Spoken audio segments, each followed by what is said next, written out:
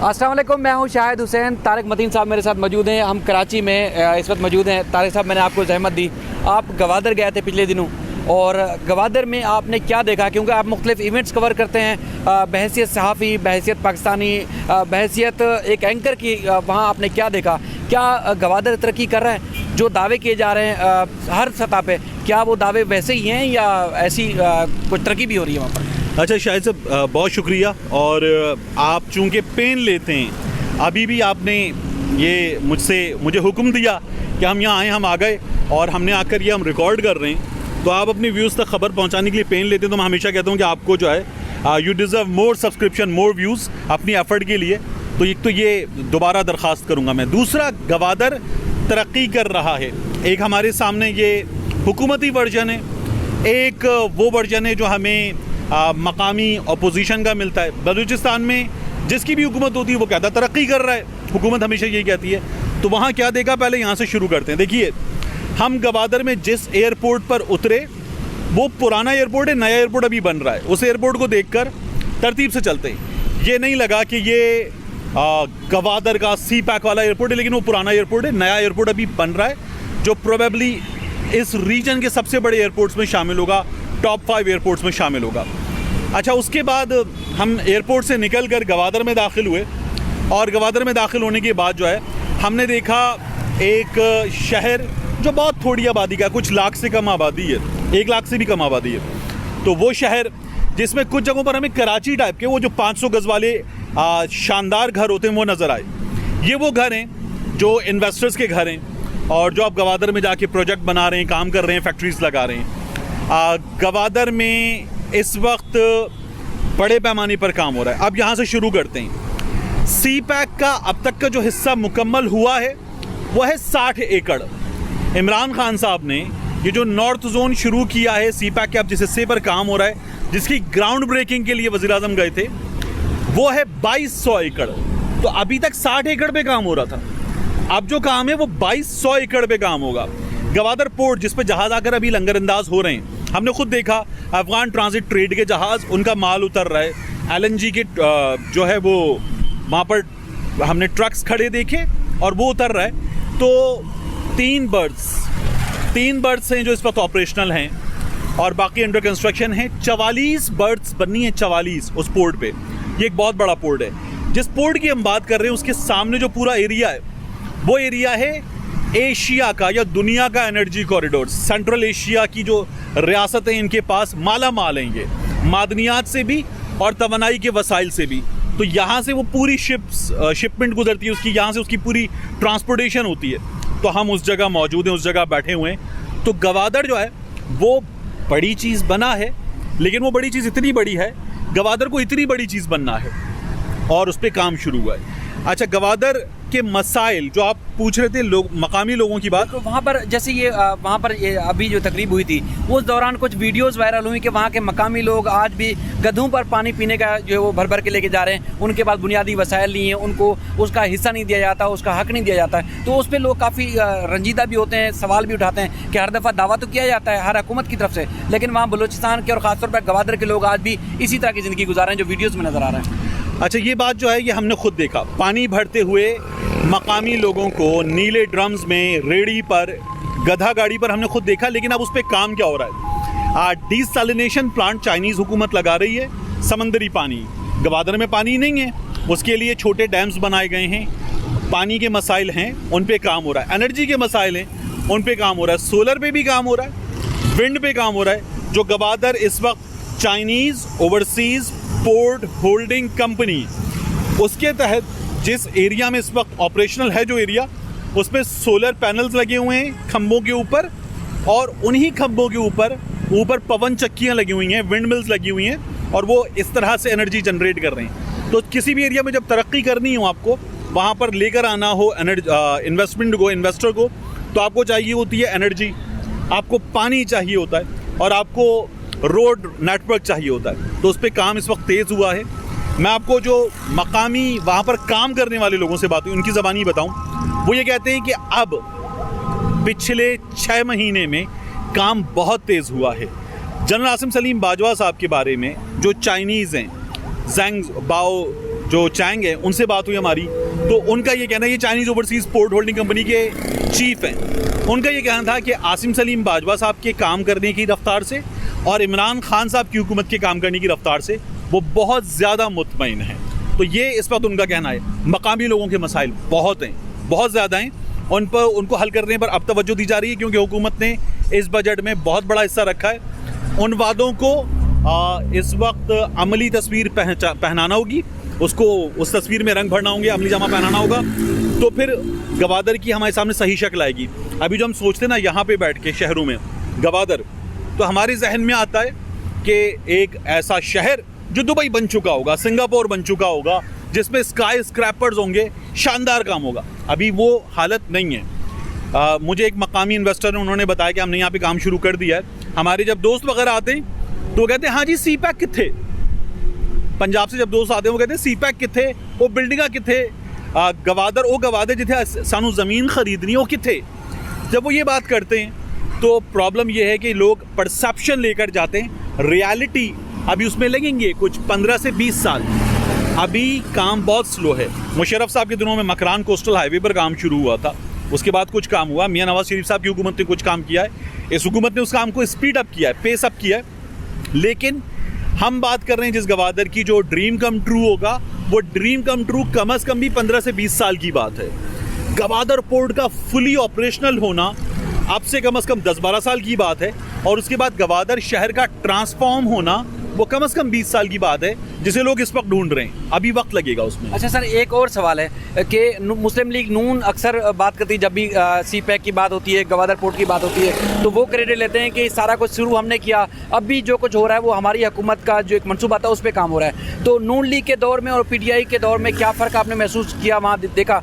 दूसरा ये एक तासुर ये है कि पाकिस्तान के दीगर हिस्सों से, यानी कराची से भी लोग वहाँ जाते हैं, बिजनेस करते हैं, पंजाब से मुख्तलिफ जगहों से उनको एक्सेस है, वहाँ के मकामी लोगों को एक्सेस नहीं है कि वो मुलाजमतें उनको नहीं मिल रही, वहाँ उनको एक्सेस नहीं है, आज़ादी से वहाँ जा नहीं सकते। तो वहाँ क्या चीज़ है, क्या वाकई ऐसा कुछ है? अच्छा, ये जो नून और PTI कंपैरिजन है, इसका तो हाल ये है कि हमें मकामी लोगों ने या वहाँ काम करने वाले अफराद ने जिन्होंने पैसा लगाया, उन्होंने ये कहा कि नून लीग के दौर में अगर हम 100% की बात कर रहे हैं अब तक जो हो चुका उसका, तो उसमें तकरीबन 15% काम हुआ था। इस हुकूमत ने 60% काम किया है, 85% काम हो चुका है। तो इस हुकूमत के 3 वर्षों में 65% हुआ है, नून लीग के 5 वर्षों में, ये उनके अल्फाज हैं कि 15% काम हुआ था। दूसरा, इस वक्त जो है मकामी लोग, उनके हवाले से मैं आपको बताऊं कि उनको रोज़गार मिला है। हम मरीन ड्राइव गवादर की बहुत दिखाते हैं लोगों को, एक साहिल के साथ सड़क, वो जो खूबसूरत स्टेडियम है, उस स्टेडियम से ज़रा सा आगे मूसा मोड़, और मूसा मोड़ से मरीन ड्राइव शुरू होती है। एक तरफ समंदर है, जेटी है, कश्तियाँ हैं, समंदर के पानी में रोशनियाँ पड़ रही हैं, और एक खूबसूरत सी सड़क नज़र आती है। आपको लगता है ये पाकिस्तान से बाहर की कोई खूबसूरत जगह है, किसी फर्स्ट वर्ल्ड कंट्रीज़ की। वो मरीन ड्राइव भी पिछले 6 महीनों में बनी है। तो गवादर में पिछले 6 महीनों में बहुत तेज़ काम हुआ है। वो जो हथौड़े की शक्ल में ऊपर आपको मैप में नज़र आता है, गवादर का पोर्ट का ऊपर का एरिया, उसे कहते हैं जबले बातील।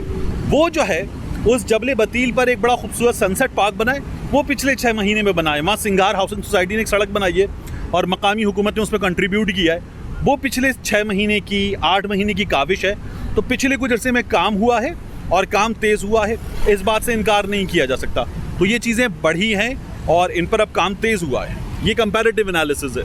तो एक्सेस के बारे में क्या है कि हर कोई जा सकता है आज़ादी से, जो देखना चाहे? सर, ये आपने बात पूछी थी, इस पर आ जाएं। जो अंदर कंपनीज़ हैं जो काम कर रही हैं इस वक्त पोर्ट पर, उनमें हमारी बात हुई। एक लड़का हमें मिला, ये था घोटगी का, नौजवान था, 20-22 साल का, अल्लाह बचायो नाम था। इसने कहा जी मैं सिंध से आगे काम कर रहा हूँ, यहाँ बहुत सारे लोग हैं जो मुख्तलिफ इलाकों से काम कर रहे हैं। यहाँ हुआ था तकरीबन साल 2019 में अक्टूबर वगैरह में किसी वक्त एक हमला PC पर। उस हमले के और उसके अलावा जो चाइनीज़ इंजीनियर्स पे वहाँ पर अटैक्स हुए, उनकी वजह से सिक्योरिटी इश्यूज़ हैं। अभी इमरान खान साहब ने कहा था नाराज़ बलोचों से बात करेंगे, तो वहाँ इश्यूज़ हैं। उन इश्यूज़ की बिना पर सिक्योरिटी बहुत टाइट है, उसमें बाज़ लोगों को शिकायत होती हैं। गवादर की जो पोर्ट होल्डिंग कंपनी है, जो गवादर पोर्ट पर है, और उसके बाद के एरियाज़ हैं, वो डेफिनेटली हमारे इदारों के सख्त सिक्योरिटी हिसार में हैं, क्योंकि हमें अपने मेहमानों की हिफाजत करनी है। तो मकामी लोगों को ये शिकायत होती है। लेकिन उसके बाद का जो गवादर है वो मकामी लोगों के लिए पूरी तरह से मौजूद है। ये जो एक बात होती है कि गवादर के गरीबों के लिए और गवादरियों के लिए एक दीवार बन जाएगी, वो गवादर अलग होगा जो मकामी लोगों का गवादर है, और जो इन्वेस्टर्स का गवादर है, चीनियों का गवादर है, वो गवादर बिल्कुल अलग होगा। ये बात भी गलत है, ये बात दुरुस्त नहीं है। लेकिन चूंकि इस वक्त सिक्योरिटी के मसाइल हैं, तो उन मसाइल की वजह से लोगों का एक्सेस लिमिटेड है सर्टन चीज़ों तक। अच्छा, आपने बात की, वैसे मैं भी सवाल करना चाहता था कि वज़ीर आज़म ने वहाँ खड़े होकर जब कहा कि हम नाराज़ बलोचों से बात करना चाहते हैं, ज़ाहिर है उनको कौमी धारे में लाएंगे जिसकी वजह से बलूचिस्तान का फ़ायदा होगा, तो वहाँ की अगर आवाम से, वहाँ के लोगों से जब इवेंट के बाद भी आपकी बात हुई होगी, आप उस वक्त वहीं पर मौजूद थे, तो फिर क्या तासुर था और आपको ज़ाती तौर पर क्या समझते हैं कि क्या बलूचिस्तान की आवाम के लिए, वहाँ के लोगों के लिए बेहतर होगा? देखिए, गवादर जब, और ये किसी भी इलाके का मामला है, अभी भी जो वहाँ के मकामी मछेरे हैं, वहाँ पर अक्सरियत का कारोबार जो है वो माहीगीरी है। तो जो मकामी माहीगीर हैं उनकी सहूलत के लिए एक सड़क बन रही थी, 3 ब्रिजेस बना के उनका एक्सेस बरकरार रखा गया, उसको बेहतर किया गया है। आसिम सलीम बाजवा साहब ने हमें बताया कि हमने चीनी जो ऑफिशल्स हैं उनसे $11 मिलियन मज़ीद इंडक्ट करवाए ताकि इन लोगों का जो एक्सेस है और इन लोगों की जो माहीगीरी है वो मुतासिर ना हो। तो ये काम किया गया हुकूमत की जानिब से इस सिलसिले में। और जो मकामी लोग हैं उनकी ज़िंदगी में पिछले 6 महीने में बहुत तब्दीलियाँ आई हैं, रोज़गार बढ़ा है, और गवादर में किसी हद तक, अभी ये फ्रैक्शंस में, डेसिमल्स में है, तो किसी हद तक टूरिज़्म बढ़ा है। ये आगे जाकर टूरिज़्म भी बढ़ेगा। जो एक्सपेक्टेड डेट ऑफ कंप्लीशन है EDC गवादर एयरपोर्ट की, वो 2022 का एंड है, 2023 तक मुकम्मल हो सकता है। उस वक्त जब ये काम हो जाएगा तो ये चीज़ें बहुत मुख्तलिफ होंगी, मकामी लोगों को बड़ा फ़ायदा होगा। बट अभी इस पर ये कमेंट करना कि कितना बड़ा काम है, ये अभी जल्दी है, अभी वक्त लगेगा इसमें।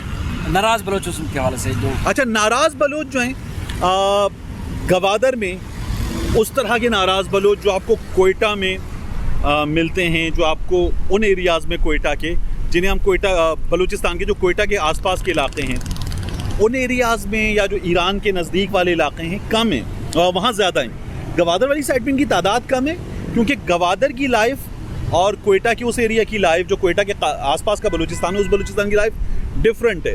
यहाँ ये प्रॉब्लम कम है गवादर के हवाले से। जो नाराज़ बलूचों से मुज़ाकरात हैं उनका आगाज़ हुकूमत कर रही है, ये हमें बहुत पहले कर देना चाहिए था। आगाज़ हुकूक़ बलूचिस्तान पीपल्स पार्टी ने किया था। मियाँ नवाज़ शरीफ साहब की हुकूमत वहाँ पर थी, सनाउल्लाह ज़ाहरी साहब थे, उन्होंने कुछ एफ़र्ट्स की थी, लेकिन उन एफ़र्ट्स का नतीजा नहीं आता। इस एफ़र्ट का नतीजा आना चाहिए, क्योंकि हमारे ये भाई जो हैं वो होता ही है कि ये इंडिया के हाथ में खेलते हैं, और इनके खेलने की वजह से हमें ये मसाइल मिलते हैं। ये जो अभी कराची में स्टॉक एक्सचेंज पे हमला हुआ था, जो चीनी कॉन्सुलेट पे हमला हुआ था, उसमें हमें बलूचिस्तान के वो एलिमेंट्स जो इंडियंस के हाथों इस्तेमाल हुए थे, रॉ के हाथों इस्तेमाल हुए थे, वो नज़र आए थे। तो ये काम बहुत पहले होना चाहिए था, अब हो रहा है, बहुत अच्छी बात है। तारिक साहब, गर्मी में आपने टाइम दिया अपना, उसके लिए बहुत बहुत शुक्रिया, क्योंकि मैं जानना चाहता था एक सहाफ़ी की नज़र से आपने वहाँ जाकर क्या देखा, इसलिए मैंने आपको यहाँ ज़हमत दी, कराची में खड़े होकर, धूप में खड़े होकर आपने अपना कीमती वक्त दिया, उसके लिए बहुत बहुत शुक्रिया। फिर किसी और मौजूद में बात करेंगे। Anything for you, for your viewers, तो उसके लिए मुझे खुशी होगी बात करके। और एक और बात का शुक्रिया, गवादर में जो एक और चीज़ हुई थी आपने उस पर बात नहीं की, उसके लिए आपका बहुत बहुत शुक्रिया। सर, वो आप बता चुके हैं बहुत बड़ा, क्योंकि हम चाह रहे हैं कि जो तवक्कुआत है लोगों की, क्योंकि ये बड़ा इवेंट था, वहाँ जो कुछ हुआ वो नहीं होना चाहिए था। अगर वो ना होता तो शायद और हम लोगों को बता रहे होते, हर सतह पर बताते। तो मेरा मकसद ये था कि जो मिस हुआ है मैं आपकी ज़बानी लोगों तक वो पहुँचाऊँ, ताकि हमारा मुल्क जिस तरह तरक्की कर रहा है, हमारी हुकूमत, हमारी फ़ौज, कौमी इदारे लगे हुए हैं, उसको बेहतर पहुँचाने के लिए, बेहतर काम करने के लिए, तो वो लोगों तक पहुँचाएँ कि असल हुआ क्या है, क्या ज़ाहिर है ये जो मिसहैप हुआ ये नहीं होता तो हम और अच्छे तरीके से बता सकते। मैं जा नहीं सका, इसलिए आप वहाँ गए, तो इसलिए मैंने आपको ज़हमत दी। Humbled, I am humbled, thank you so much, thank you.